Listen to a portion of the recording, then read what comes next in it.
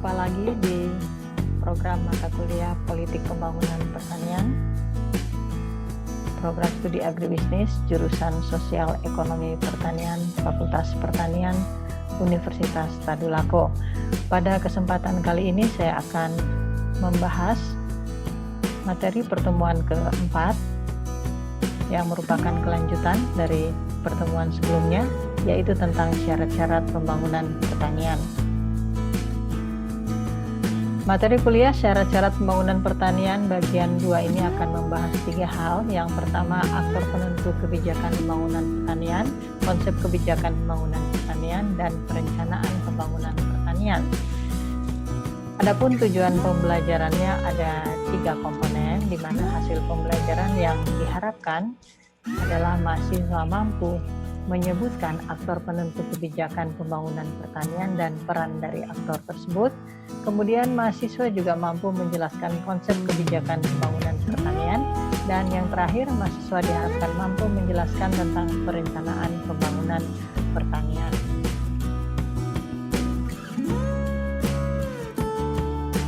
Sekarang kita coba menyimak aktor-aktor penentu keberhasilan dalam kebijakan pembangunan pertanian. Khususnya ini dalam kebijakan vertikal, pemerintah merupakan aktor utama, dan kebijakan vertikal ini terkait dengan serangkaian tindakan yang telah, sedang, dan akan dilaksanakan pemerintah untuk memajukan sektor pertanian agar lebih produktif dan efisien, demi peningkatan taraf hidup masyarakat tani dan kesejahteraan umum.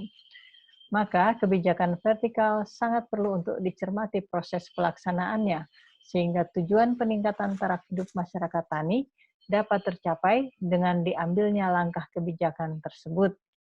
Kebijakan vertikal yang merupakan kewenangan pemerintah meliputi 5 hal. Yang pertama, kebijakan produksi terkait dengan jumlah, kualitas, dan tata niaga. Yang kedua, kebijakan subsidi yang terkait dengan faktor-faktor produksi dan produksi. Yang ketiga, kebijakan investasi. Ini adalah untuk merangsang munculnya investasi-investasi baru dan investasi-investasi yang berkelanjutan. Yang keempat, tentang kebijakan harga yang terkait dengan penetapan harga. Dan yang terakhir adalah kebijakan pemasaran terkait dengan margin pemasaran yang merata.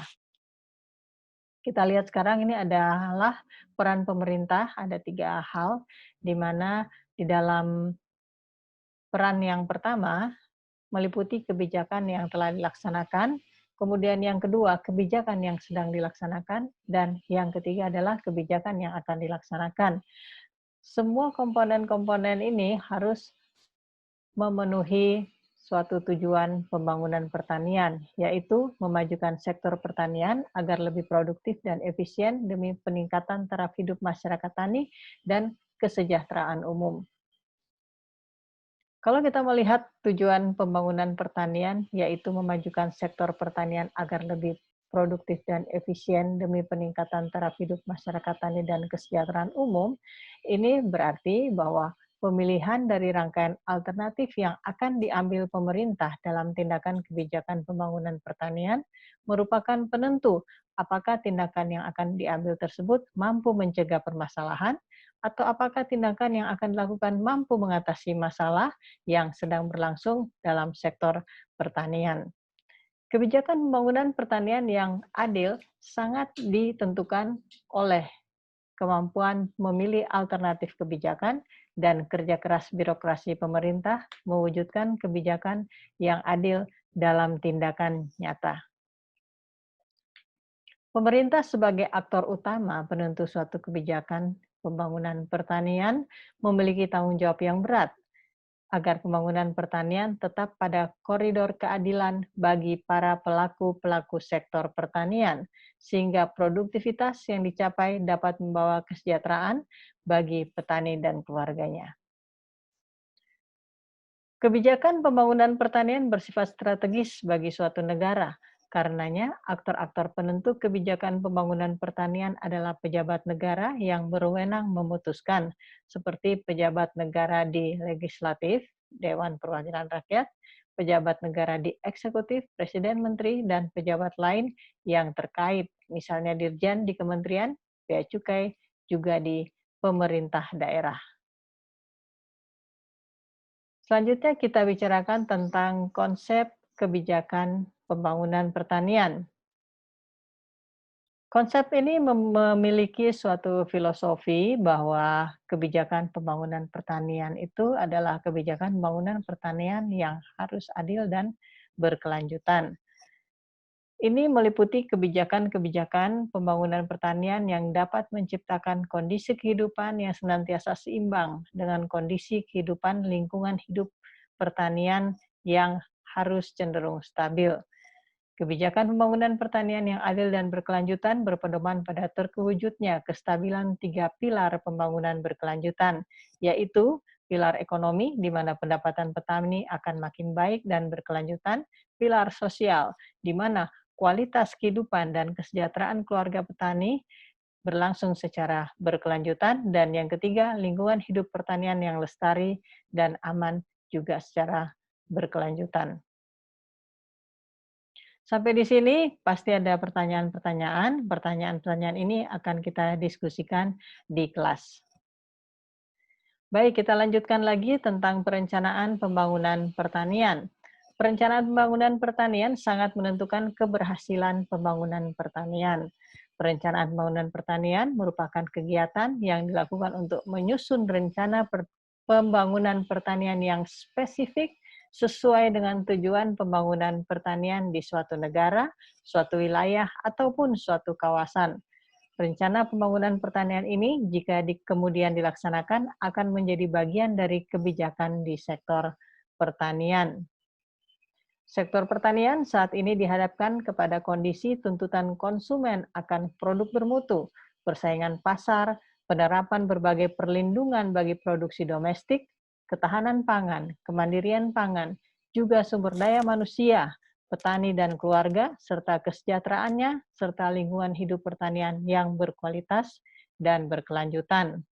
Untuk itu, diperlukan perencanaan pembangunan pertanian yang komprehensif dan juga berkelanjutan, sehingga semua yang dilakukan dalam pembangunan pertanian merupakan jawaban terhadap berbagai kondisi yang dihadapi dan merupakan upaya mencapai tujuan pembangunan pertanian.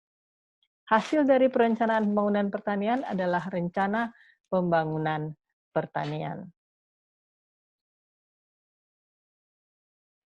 Perencanaan pembangunan pertanian bertujuan menghasilkan rencana pembangunan pertanian yang dapat menjadi panduan dan tolok ukur dalam pelaksanaan pembangunan pertanian, terutama untuk merespon kondisi yang berlangsung agar dengan dilaksanakannya pembangunan pertanian, yang pertama, produk pertanian akan makin bermutu. Yang kedua, terjadi kemampuan mengatasi dan memenangkan persaingan pasar. Ketiga, hadirnya perlindungan bagi produk domestik. 4, tercapainya ketahanan dan kemandirian pangan. 5, kualitas sumber daya manusia petani dan keluarga makin meningkat. 6, terwujudnya kesejahteraan petani dan keluarga. Dan yang ketujuh, tercapai lingkungan hidup pertanian yang aman, nyaman, berkualitas, dan berkelanjutan. Hubungan antara perencanaan dan rencana pembangunan pertanian. Untuk mewujudkan lingkungan hidup pertanian yang berkualitas, maka perencanaan pembangunan pertanian harus mampu menghasilkan suatu rencana pembangunan pertanian yang memperlihatkan cara menghasilkan produk pertanian yang bermutu, cara meningkatkan kemampuan mengatasi dan memenangkan persaingan pasar, cara melakukan perlindungan produk domestik, cara mencapai ketahanan dan kemandirian pangan, cara meningkatkan kualitas sumber daya manusia petani dan keluarga, cara meningkatkan kesejahteraan petani dan keluarga, proses pencapaian lingkungan hidup pertanian yang aman, nyaman, dan berkelanjutan. Ini adalah data-data yang diperlukan, ada minimal 12 data yang diperlukan dalam suatu proses perencanaan pembangunan pertanian.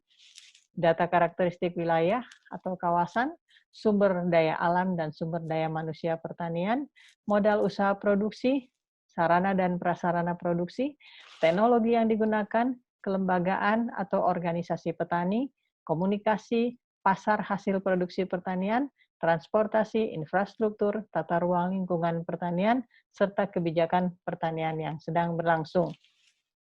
ini yang patut kita diskusikan nanti di kelas, yaitu adakah penerapan rencana pembangunan pertanian yang mahasiswa tahu? Seperti apa?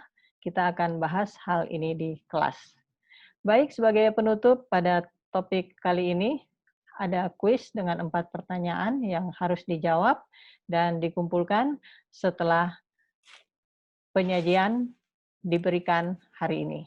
Yang pertama, sebutkan aktor penentu kebijakan pembangunan pertanian dan jelaskan perannya.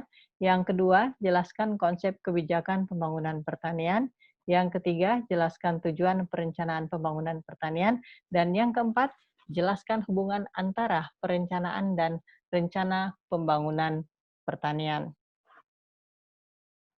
Sebagai penutup, melalui topik syarat-syarat pembangunan pertanian bagian 2, Anda saat ini diharapkan telah mampu menyebutkan aktor penentu kebijakan pembangunan pertanian dan peran dari aktor tersebut, menjelaskan konsep kebijakan pembangunan pertanian, dan menjelaskan tentang perencanaan pembangunan pertanian.